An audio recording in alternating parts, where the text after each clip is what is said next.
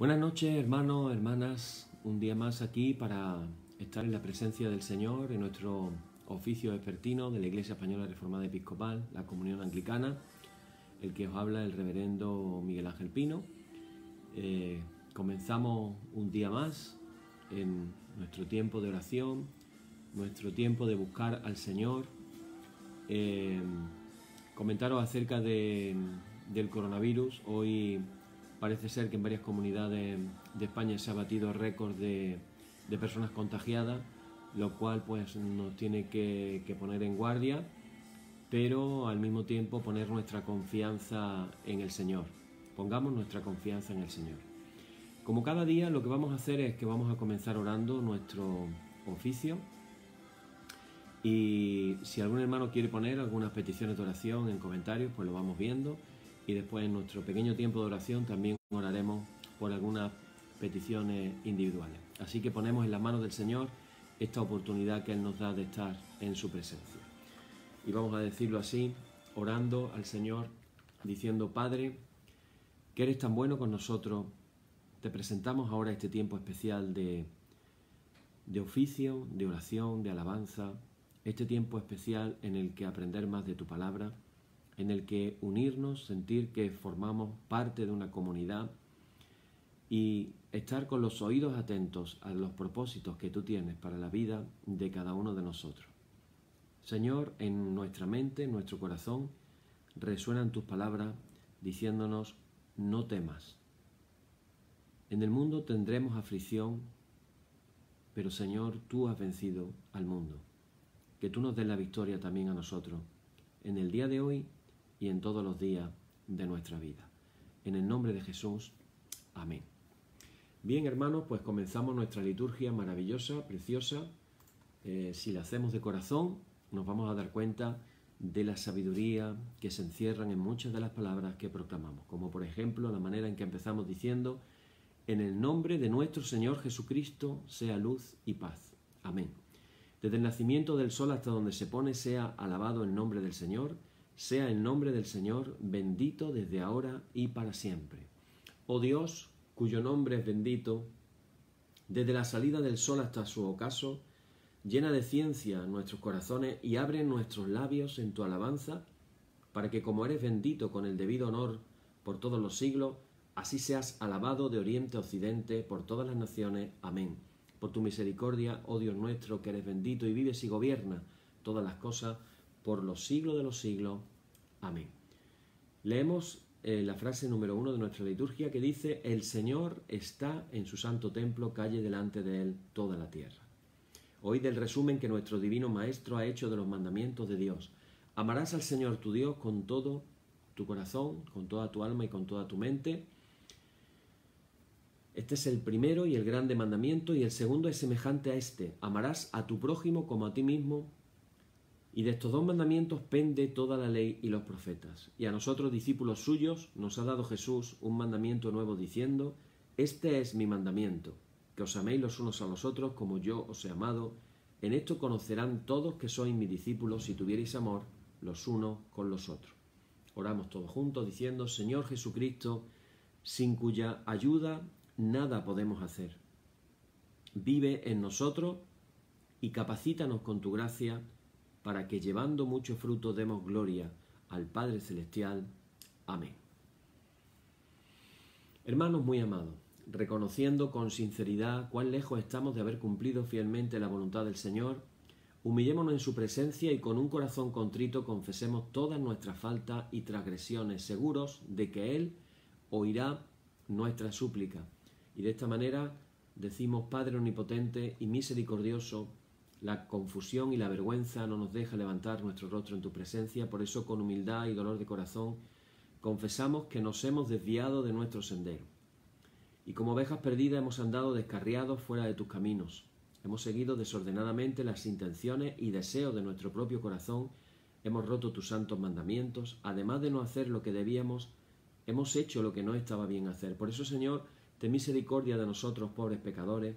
Perdona, oh Dios, a los que confiesan sus culpas, restaura a los que se arrepienten, según tus promesas declaradas a toda la humanidad en Jesucristo nuestro Señor. Amén. Y el Señor Jesucristo, que tiene la potestad de perdonar pecados sobre la tierra y que no deseche al pecador que a él acude para salud, oiga vuestros ruegos, perdone todos vuestros pecados y os conceda su Santo Espíritu, para que vuestra vida sea de aquí adelante pura y santa hasta que seáis recibidos en el goce de su eterna gloria en las mansiones del Padre Celestial. Amén. El Señor sea siempre con vosotros. Alabaré al Señor conforme a su justicia, y cantaré al nombre del Señor el Altísimo. Aleluya. Te ensalzaré, mi Dios y Rey, y bendeciré tu nombre para siempre jamás. Gloria y honor al Padre y al Hijo y al Espíritu Santo por los siglos de los siglos. Amén. Señor, abre nuestros labios y nuestra boca anunciará tu alabanza. Nos vamos a abrir las Biblias en el Salmo número 107. Recordar que precisamente el libro de los Salmos es muy indicado para orar con él, para meditar. Tiene tantas verdades, tiene tantas riquezas, tiene tantas perlas escondidas en sus páginas. Y qué maravilloso es cuando lo leemos en oración, haciendo oración mientras leemos. Y el Salmo 107 se titula Dios libra de la aflicción. Dios libra de la aflicción. Recordar que decíamos ayer que la fe viene, como dice Pablo en Romanos capítulo 10, la fe viene por el oír y el oír la palabra de Dios. Así que ahora mientras oramos, nosotros mismos estamos escuchando la palabra de Dios y lo que escuchamos y oramos, fijaros qué curioso, está sembrando la fe en nuestros corazones. Dice así, alabad al Señor porque Él es bueno, porque para siempre es su misericordia.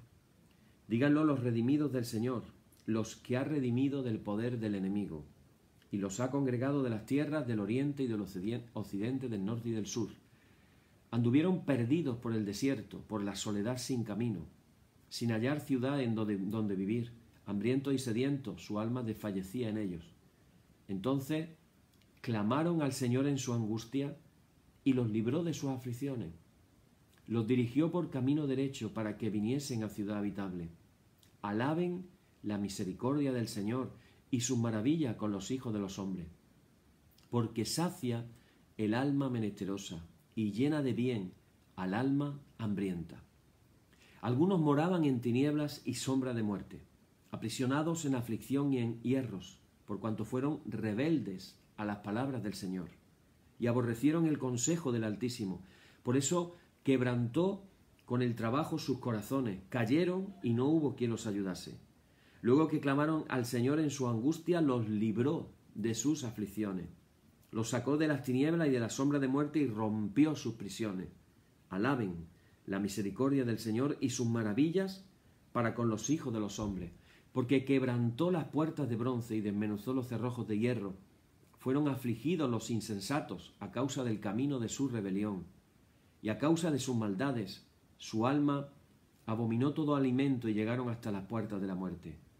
Pero clamaron al Señor en su angustia, Él los libró de sus aflicciones, envió su palabra y los sanó y los libró de su ruina.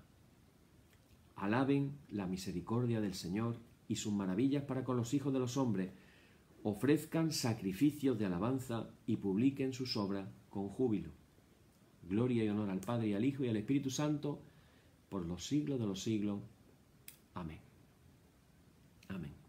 ¿Cuántas verdades hay en este salmo? Podríamos estar unos pocos de estudios bíblicos acerca de la enseñanza que tiene este salmo. Bueno, ayer nos quedamos, hermanos, vamos ahora con nuestro estudio bíblico, las 7 fiestas del Mesías. El Mesías es nuestro Señor Jesucristo.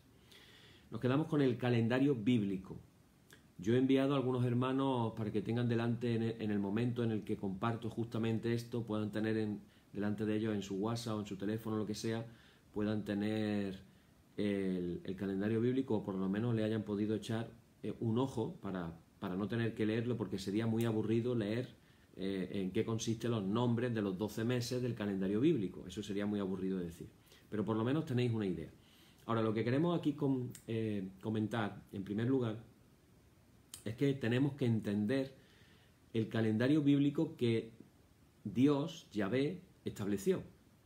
Porque existen 2 calendarios en la Biblia. Si nos fijamos, desde Génesis capítulo 1, versículo 1, hasta Éxodo capítulo 12, lo que nos encontramos es lo que se llama el calendario civil.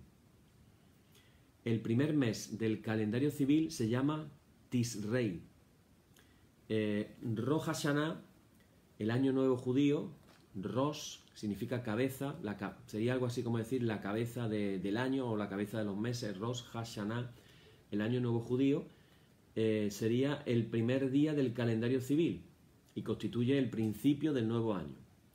Pero hay un segundo calendario en la Biblia, que es el calendario religioso, que es establecido desde Éxodo capítulo 12 hasta Apocalipsis 22, que es cuando termina el cielo y la tierra en la que habitamos ahora.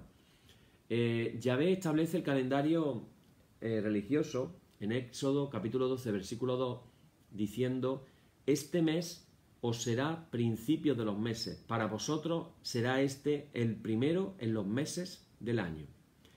El mes al que Yahvé se está refiriendo es el mes de Abib, se escribe con dos B, A-B-I-B, Abib, en Éxodo 13, versículo 4, que ahora pasa a llamarse el mes de Nisan, como la marca de coche, pero la marca de coche lleva dos S y aquí una sola, Nisan. Antes de que Yahvé estableciera el mes de Nisan como el primer mes del calendario religioso, este sería el séptimo mes del calendario civil. Entonces, fijaros qué curioso. 12 meses, y el cambio que Dios hace con la inauguración de la fiesta, con la prescripción de la fiesta, resulta de que el cambio, fijaros qué curioso es, porque pasa el que antes era el séptimo mes del calendario religioso, pasa a ser el primer mes, perdón, del calendario civil, pasa a ser el primer mes del calendario religioso, que es el mes de Nisan. Yahvé nos da un calendario religioso. ¿Para qué? Para que podamos entender que estas fiestas que Él nos dio son tiempos, como hemos venido diciendo, tiempos establecidos como la sombra de los acontecimientos que están relacionados con la redención y que tomarían lugar en los días que Yahvé había establecido en el calendario religioso. Estas fechas importantes son las mismas fechas que señala como fiestas en el capítulo 23 del libro de Levítico, que espero que alguno de vosotros, antes de que terminemos los estudios, os lo podáis leer, porque ahí vais a encontrar algo curioso. Hay quien dice que una interpretación interesante, esto es una opinión, lógicamente, pero es bonita, yo quiero compartirla porque es bonita, que otra de las razones por las cuales Yahvé dio un calendario civil y luego lo cambió a un calendario religioso es para que todo aquel que aceptemos al Mesías Jesús en nuestro corazón por la fe. Por cierto, quiero que nos vayamos familiarizando cómo se dice fe en hebreo. La palabra en hebreo es emuná, E-M-U-N-A-H, emuná. Siempre que en hebreo termina la transcripción al castellano en una H, quiere decir que, y una vocal, quiere decir que es acentuada la palabra. Por eso se dice emuná y termina con H. También hablaremos de la teshuvá, que también es AH, por eso es acentuada. Se puede poner, en realidad se puede quitar la H y poner la A acentuada también. Emuná, la fe. Todo aquel que hemos recibido al Mesías Jesús en nuestro corazón, tenemos 2 cumpleaños. Por eso la idea del calendario civil, el calendario religioso. Una fecha es la civil, el día de nuestro nacimiento que llegamos aquí al mundo. Pero otra fecha es el nacimiento espiritual, el día en que nacimos por aquella conversación que tuvo, si recordáis, Nicodemo, cuando Jesús le dijo a Nicodemo: os es necesario nacer de nuevo. Nos referimos a ese nuevo nacimiento que es por la fe en Jesús. Uno pertenece al calendario civil y otro pertenece al calendario religioso. Por eso hay gente que tiene 60 años, pero dice que tienen 18, porque hace 18 años que fue cuando recibieron a Jesús en su corazón. Bueno, yo he pasado los nombres de los meses, pero pienso que sería un aburrimiento terrible si yo me pusiera aquí a leerlo, pero por lo menos los tenéis ahí delante. Bueno, Hoy vamos a terminar de dar una pequeña última revisión al tema de las fiestas para ya empezar a hablar cada fiesta una por una, explicando el tema. Hoy quiero decir una cosa muy importante, y es que las fiestas, hemos dicho antes, son tiempos señalados, pero yo quiero también que las imaginemos como planos. ¿Has visto alguna vez un plano? Un plano es algo que nos lleva a un determinado lugar, o que nos explica. Bueno, ahora tenemos el GPS, ahora ya no utilizamos los planos, ahora tenemos el GPS, ponemos la dirección y aparece el plano del lugar y cómo poder llegar ahí. Imaginaros que las fiestas son planos. ¿Planos de qué? Planos a través de los cuales lo que Dios ha hecho es revelarnos su plan de redención para el hombre y para la tierra, luego de la caída del jardín del Edén.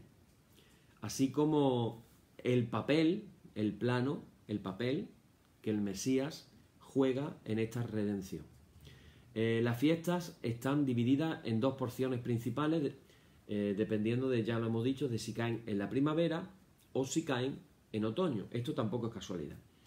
Las de la primavera nos enseñan acerca de la primera venida del Mesías Jesús, que fue hace 2000 años. Las del otoño nos van a enseñar acerca de la segunda venida del Mesías Jesús, que será en el final de los tiempos. Ahora bien, en Oseas capítulo 6, versículo 3, hay un versículo muy famoso que lo voy a leer, que dice así. Dice: como el alba está dispuesta a su salida y vendrá a nosotros como la lluvia tardía y temprana a la tierra.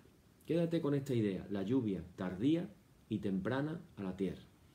La lluvia tardía y temprana se ha interpretado en el último siglo XX, sobre todo, se ha interpretado como la venida del Espíritu Santo.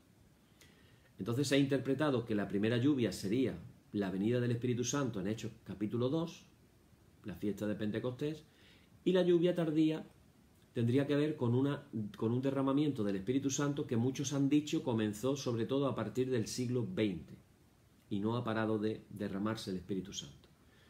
Pero esa es una interpretación, digo, muy reciente. Una interpretación posiblemente mucho más importante que el derramamiento del Espíritu Santo tenga que ver con la primera y la segunda venida de Jesús. La lluvia temprana sería la primera venida, la lluvia tardía sería la segunda venida. Fijaros qué curioso, que Dios diseña las fiestas en medio de un contexto agrícola. ¿Cuál es el contexto de las fiestas? Las fiestas tienen que ver con un contexto agrícola. Esto es bastante curioso. ¿Qué es lo que está haciendo Dios? Dios nos está mostrando primero lo natural para que podamos entender luego lo espiritual. Y a través de lo natural, que es el contexto agrícola, vamos a entender el principio espiritual. Resulta de que en Israel, a lo largo del año, hay dos épocas de lluvia. Una, te imaginarás cuándo es, ¿no? En la primavera. Oh, casualidad. La primera lluvia es en la primavera. Y la segunda temporada de lluvias es en otoño. Justamente cuando caen los dos tipos de fiestas. O sea que la primera lluvia es en la primavera, la segunda lluvia es en otoño. Si hacemos una referencia cruzada, ¿qué es una referencia cruzada? De los versículos de la Biblia, una referencia cruzada es cuando cogemos dos versículos que dicen una misma cosa, pero en lugares diferentes. Por ejemplo, voy a leeros otro pasaje muy famoso, en este caso del profeta Joel, que dice así, a ver a qué os suena. Dice: vosotros también, hijos de Sión, alegraos y gozaos en el Señor vuestro Dios, porque os ha dado la primera lluvia a su tiempo, y hará descender sobre vosotros lluvia temprana y tardía como al principio. Joel capítulo 2, versículo 23. Bueno, esto lo estamos leyendo en castellano, pero si lo vemos en hebreo vamos a notar algo curioso. ¿Por qué? Porque el término lluvia tardía se usa en la palabra hebrea moré, que también significa maestro. Maestro. Y en la expresión a su tiempo, del versículo de Joel que acabamos de leer, que en hebreo es sedakat, significa justicia. Maestro, justicia. ¿A qué te suena esto? Si juntamos y hacemos esta referencia de la lluvia tardía significa Moreb, maestro. A su tiempo significa Sedaká, justicia. Maestro de justicia. ¿Quién es el maestro de justicia? Fijaros, vamos a leer un texto del Evangelio de Juan, capítulo 3, versículo 2. Dice, este vino, otra vez Nicodemo, este vino a Jesús de noche, Nicodemo, y le dijo, Rabí, sabemos que has venido de Dios como maestro, porque nadie puede hacer estas señales que tú haces si Dios no está con él. Alguien que sabía bastante, que era una eminencia, que estaba posiblemente, era miembro del Sanedrín, alguien importante de Israel, Nicodemo, reconoce que Jesús era un maestro que había venido de Dios. La lluvia primera a su tiempo. Jesús. Fijaros qué curioso. Entonces entendemos que Jesús fue enviado por Yahvé, por Dios, a la tierra para enseñarnos fielmente acerca de la justicia, así como Yahvé nos envía fielmente la lluvia. Dice el profeta Isaías, porque como desciende de los cielos la lluvia y la nieve, y no vuelve allá, sino que riega la tierra y la hace germinar y producir, y da semilla al que siembra y pan al que come, así será mi palabra que sale de mi boca. No volverá a mí vacía, sino que hará lo que yo quiero y será prosperada en aquello para que la envíe. Isaías capítulo 55 del día al 11. Ahora, fijaros, ¿qué es lo que produce la lluvia? La lluvia produce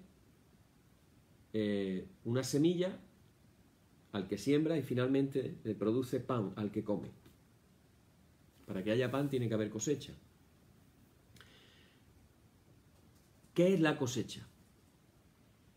Recordaros aquellas palabras de Jesús a sus discípulos cuando le dijo la cosecha ya está lista. Y hay una canción por ahí que además cantamos y decimos la cosecha ya está lista. ¿Qué es la cosecha lista? Cuando se habla de la cosecha, ¿a qué se está refiriendo? ¿A una cosecha de qué? A una cosecha de almas. Así que la cosecha no es otra cosa que los creyentes en Jesús, los creyentes en el Mesías, que son fruto de la lluvia.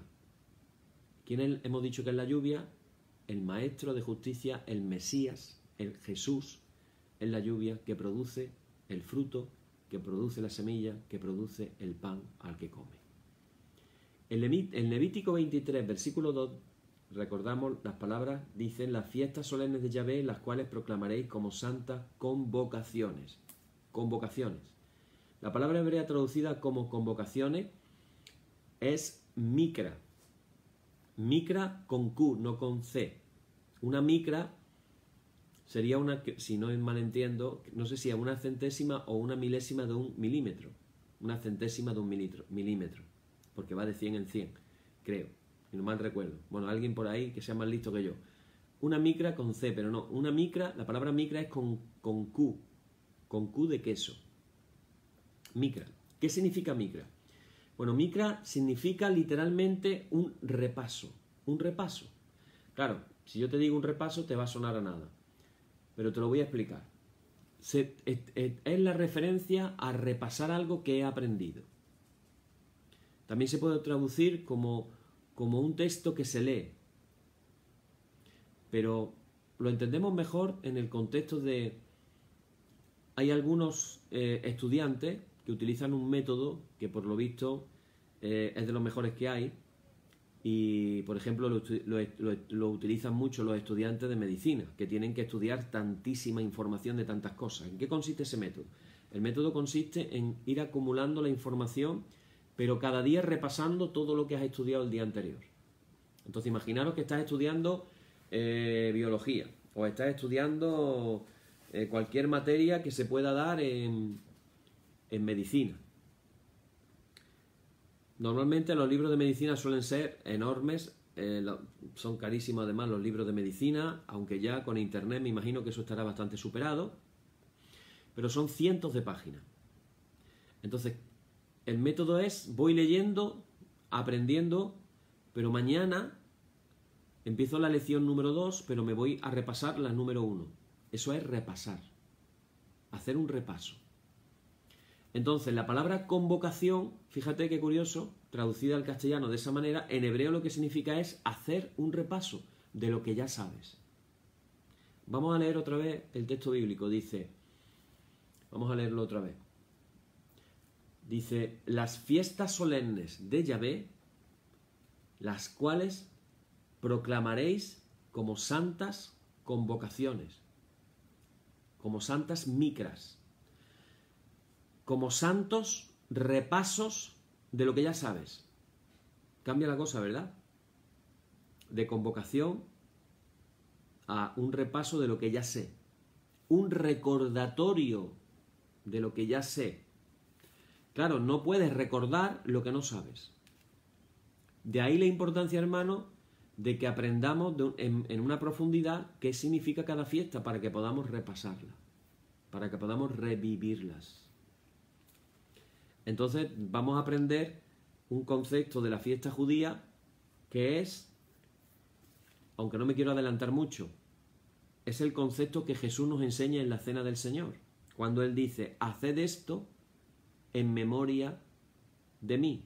Esa palabra en memoria, no es, date cuenta de que en memoria significa lo que ya sabes. Está muy relacionado con este concepto que estamos hablando. Acordándote de lo que ya sabes. Acordándote de lo que ya... Vamos a ir más en profundidad. Acordándote de lo que ya has vivido. De lo que ya has vivido. Fíjate qué curioso que Dios nos está acompañando en este estudio, incluso hasta con la lectura de los Salmos. Porque en esta lectura lo que hemos leído hace una clara referencia a la esclavitud que vivió el pueblo de Israel en Egipto. Y ya veremos que la fiesta de la Pascua también se llama la fiesta de la liberación. ¿Por qué? Porque recuerdan que eran esclavos y que fueron liberados por la mano de Dios. Bueno, ¿cuál es el propósito de estos repasos que Dios nos da? Pues enseñarnos los principales acontecimientos de la redención para que los entendamos, y para poderlos entender debemos comenzar por entender lo que Dios nos está enseñando a través de lo que estamos estudiando. En Levítico 16, versículo 16, Dios instruye a su pueblo para que se presentara 3 veces al año en Jerusalén para celebrar la fiesta. Lo dijimos ayer. Cuando llegaban a la ciudad santa, las personas que llegaban allí, miles y miles y miles y miles, presenciaban las ceremonias que Yahvé había establecido, las cuales no solamente se llevaban a cabo en el templo, también en las casas, porque la fiesta de la Pascua, aunque el cordero se sacrificaba en el templo, ese cordero después se comía en familia en las casas. Así que había ceremonias en el templo, pero también había ceremonias en las casas. Muchas de estas ceremonias y las instrucciones específicas que debían seguir con respecto a la forma en que debían de celebrarse estas fiestas se encuentran, esto es una parte importante, hermano, que desde el cristianismo no se ha querido entender en muchas ocasiones, cuando hablamos del judaísmo. En el judaísmo hablan de que existe una Torá oral, un Pentateuco transmitido oralmente, y una Torá escrita, que es la que nosotros tenemos en la Biblia. Cuando tú lees el capítulo 23 de Levítico, donde se habla de las fiestas, te vas a dar cuenta de que hay muchos detalles que no se cuentan. Y uno se pregunta, cuando lee, por ejemplo, incluso los sacrificios que aparecen en el libro de Levítico, y uno se queda así como diciendo, en teoría está bien, pero en la práctica, ¿esto cómo se hacía? Vale, en la práctica de las cosas era lo que se transmitía oralmente. El mayor ejemplo que tenemos de lo que es la transmisión oral y lo que es la transmisión escrita es el propio nombre de Dios, que como ya he explicado, está formado por 4 letras, nada más, 4 letras. Y en esas 4 letras, que tenemos una Y, una W, una H y una H, esas son las 4 letras, entre medias hay unas vocales, pero las vocales no estaban escritas. Las vocales se sabían de generación en generación. Se dice que, bueno, se guarda el secreto de cuál es la verdadera pronunciación, porque eso lo hacía el sumo sacerdote una vez al año cuando se hacía la fiesta del Yom Kippur. Entonces se ha mantenido en secreto el nombre vocálico con las vocales de Dios. Ese es un ejemplo, hay muchísimos más. Bueno, hay un momento en el que el judaísmo piensa que toda esa tradición oral puede perderse. Y entonces, aproximadamente en el siglo II después de Cristo, se comienza a escribir lo que se llama la tradición oral. Y lo que se escribe, en primer lugar, es lo que se llama la Mishnah. Se escribe M-I-S-H-N-A, Mishnah, que no es ni más ni menos que la enseñanza oral del judaísmo. Está dividida en 6 partes, vamos a decirlo así. Ellos le llaman 6 órdenes. Y la segunda, que además cada orden se divide en tratados, bueno, pues en la segunda orden nos encontramos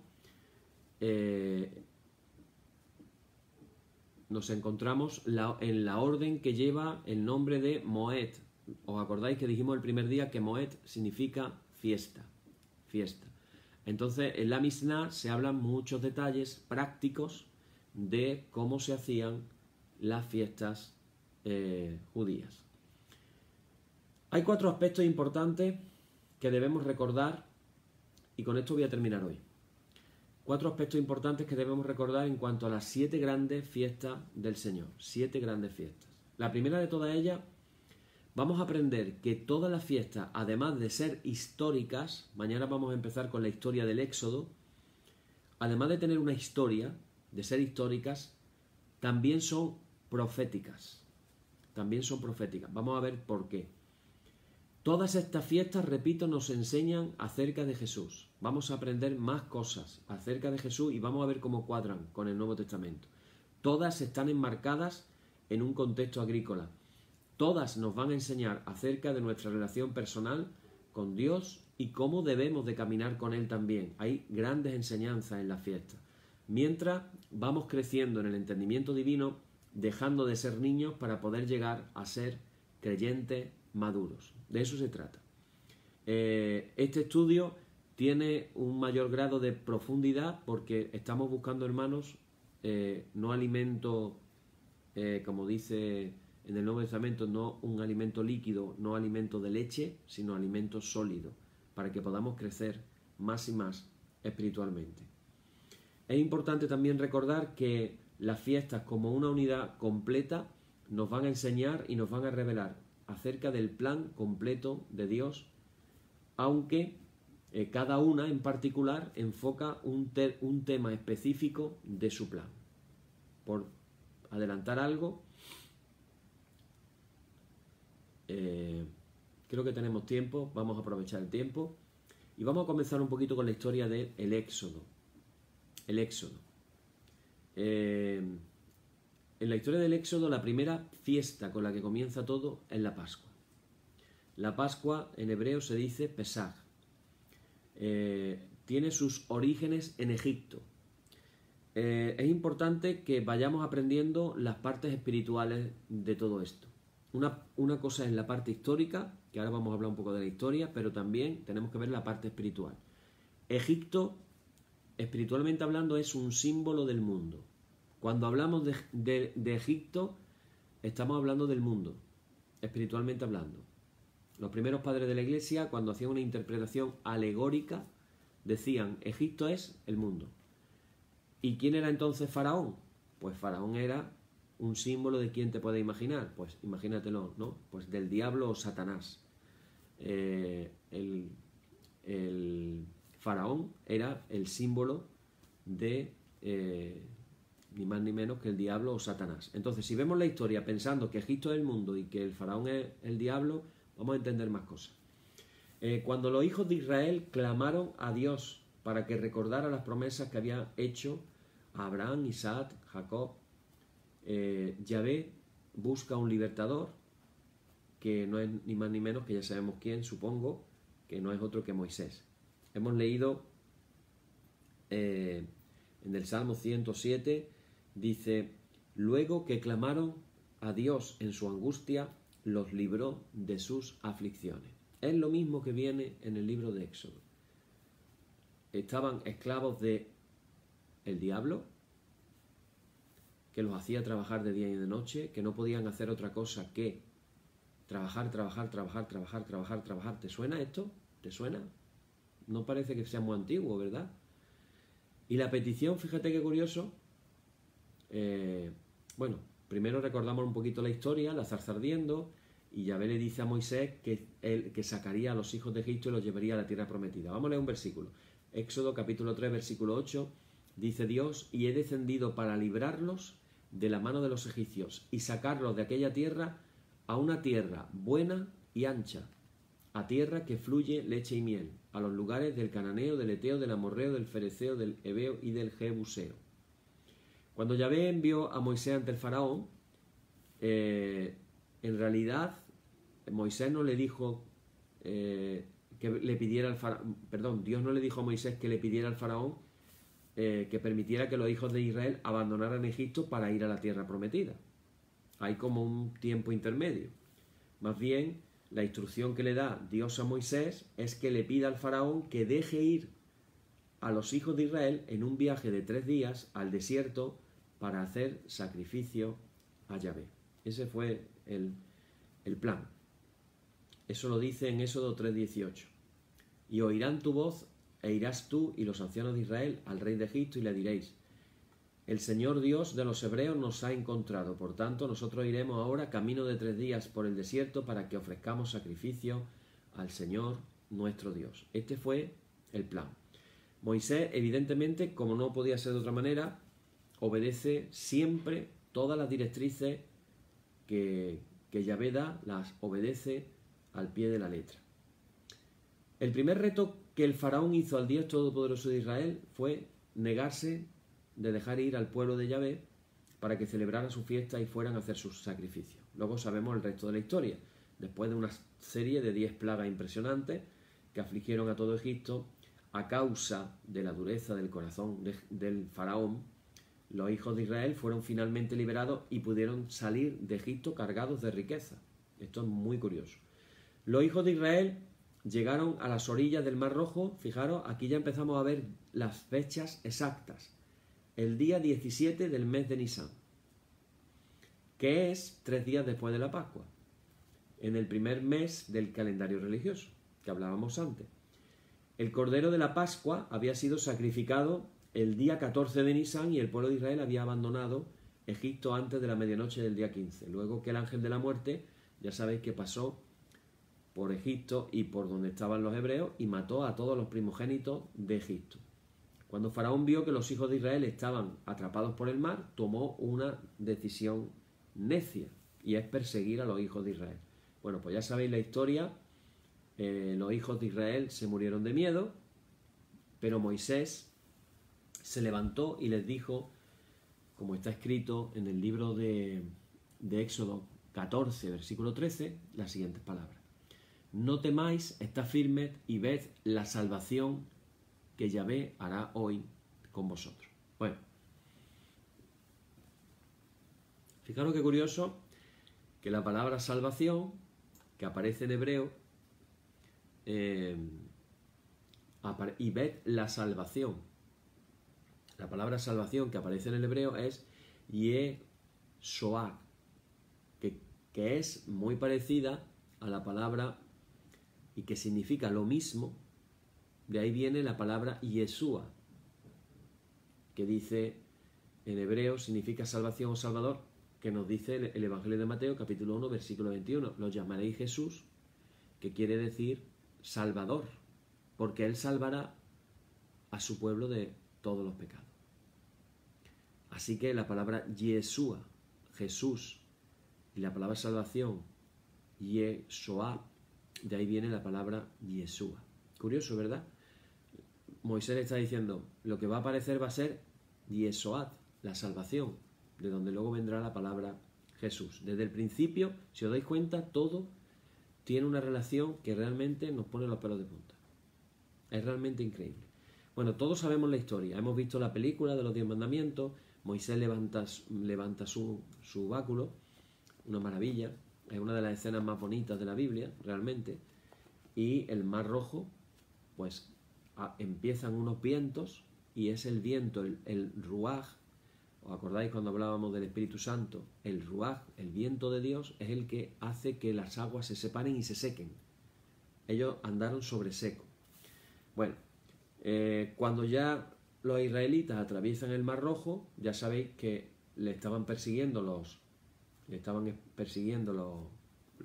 egipcios, y cuando estaban dentro del agua, las aguas se cerraron y el ejército del faraón pues quedó completamente destruido.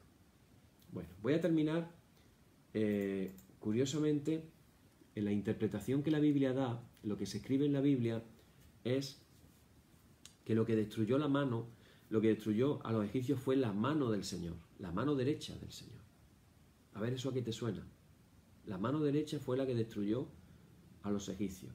Por eso dice en Éxodo: tu diestra, oh Señor, ha sido magnificada en poder. Tu diestra, oh Señor, ha quebrantado al enemigo. Esa mano derecha, ¿qué nos recuerda? ¿Qué nos recuerda la diestra? ¿Qué te viene a ti ahora mismo a la memoria cuando piensas en la diestra? Fue la diestra del Señor la que destruyó, la que quebrantó al enemigo. ¿Qué te recuerda? La diestra de Dios. ¿Quién está sentado a la diestra de Dios? Curioso, ¿verdad? Siempre que se habla de la diestra, de la mano derecha, es un término que nos recuerda nada más y nada menos que al Mesías.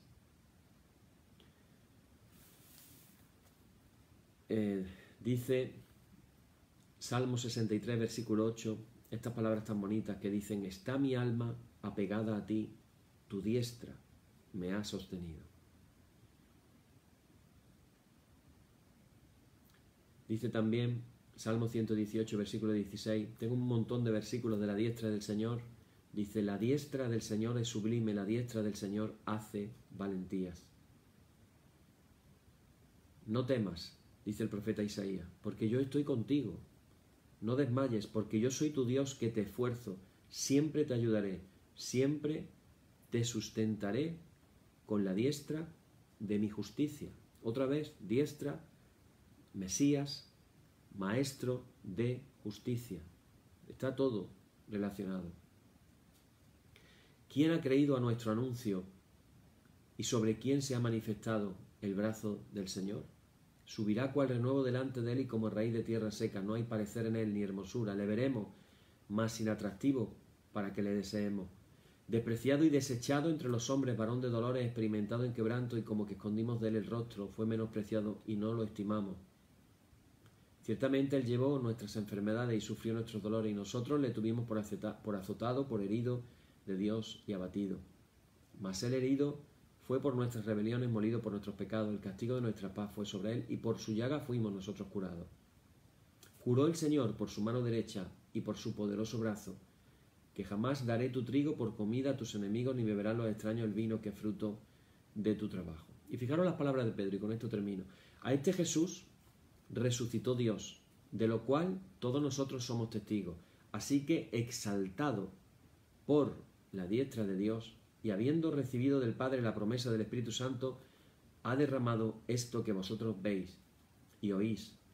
Porque David no subió a los cielos, pero él mismo dice: dijo el Señor a mi Señor, siéntate a mi diestra, hasta que ponga a tus enemigos por estrado de tus pies. Sepa pues ciertísimamente toda la casa de Israel que a este Jesús a quien vosotros crucificasteis, Dios le ha hecho Señor y Cristo.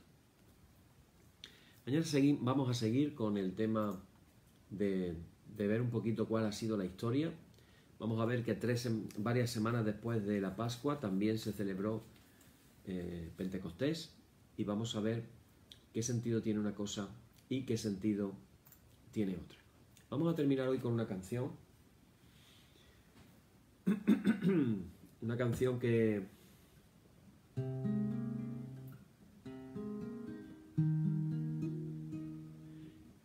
nos habla de la mirada del Señor, que no podemos esconder nada a su mirada, que no somos nada sin Él.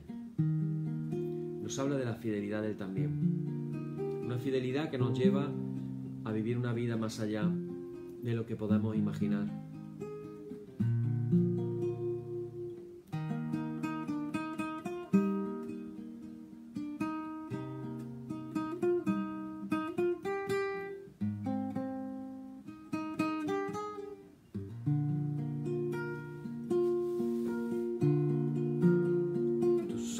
Revelan que yo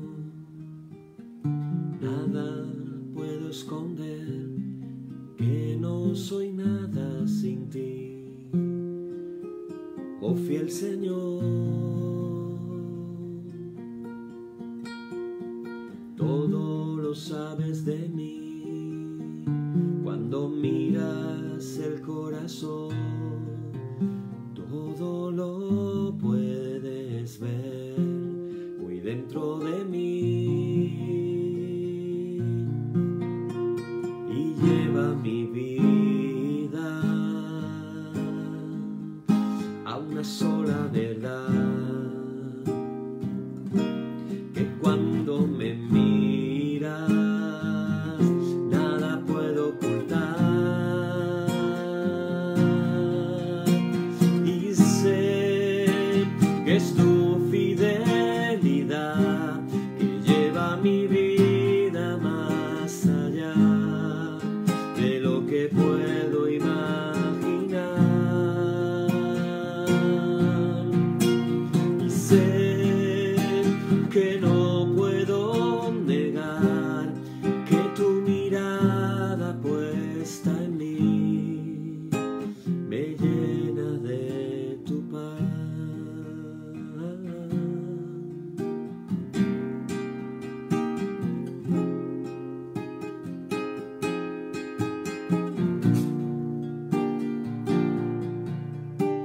Tus ojos revelan que yo nada puedo esconder, que no soy nada sin ti, oh fiel Señor, y todo lo sabes de mí, cuando miras el corazón, todo lo puedes ver muy dentro de mí, y lleva mi vida a una sola verdad, que cuando me miras nada puedo ocultar, y sé que es tu fidelidad que lleva mi vida más allá de lo que puedo imaginar, y sé que no puedo negar que tu mirada puesta en mí me llena de tu paz, de tu mirada puesta en mí me llena de tu paz.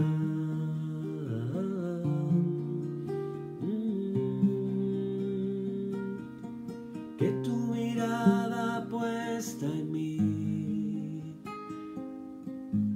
me llena de tu paz.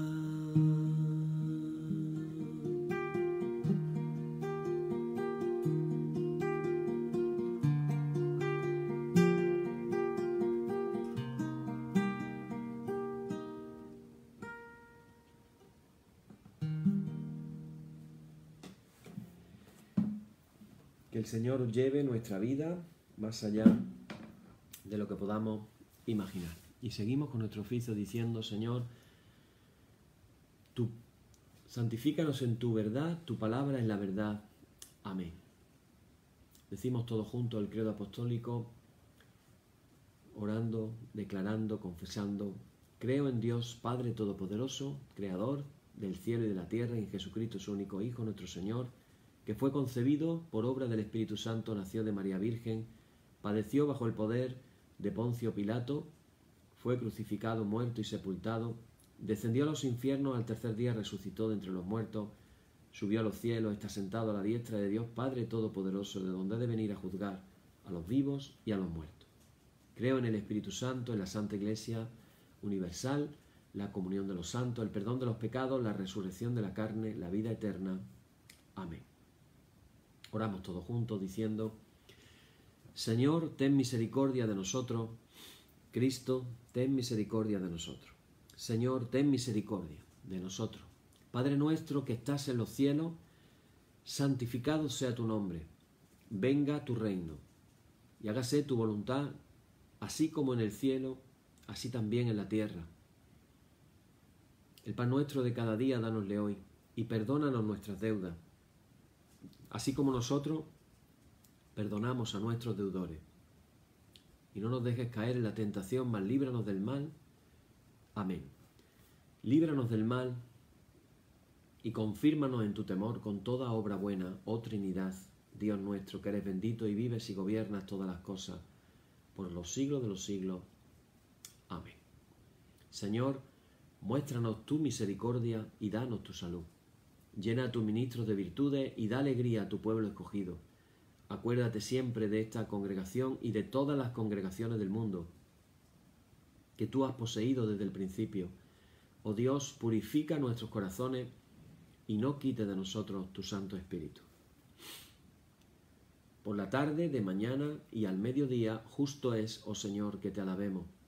Señor Dios omnipotente, que de la tarde, la mañana y el mediodía has hecho un día solo, y has mandado al sol que conozca su ocaso, abre, te rogamos, las tinieblas de nuestros corazones, y brillando tú en ellos te conozcamos como Dios verdadero y luz eterna. Amén. Por tu misericordia, oh Dios nuestro, que eres bendito y vives y gobiernas todas las cosas por los siglos de los siglos.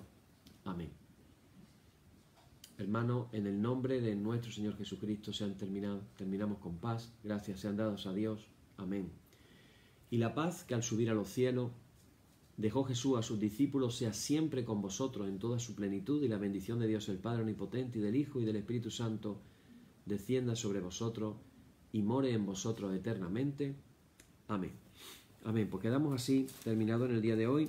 Os recordamos, antes de dormir, darle un repasillo al Salmo 107 nuevamente, declarando de cómo Él nos libra de las aflicciones. Él envía su palabra y nos sana y nos libra de la ruina, del desastre. Ahora estamos viviendo tiempos de ruina, tiempos de desastre, tiempos complicados. Él puede liberarnos de todas estas cosas y puede ser nuestra ayuda. Su diestra nos ha sostenido. Que su diestra sea la que nos sostenga. Amén. Hasta mañana, hermanos, que el Señor os bendiga mucho.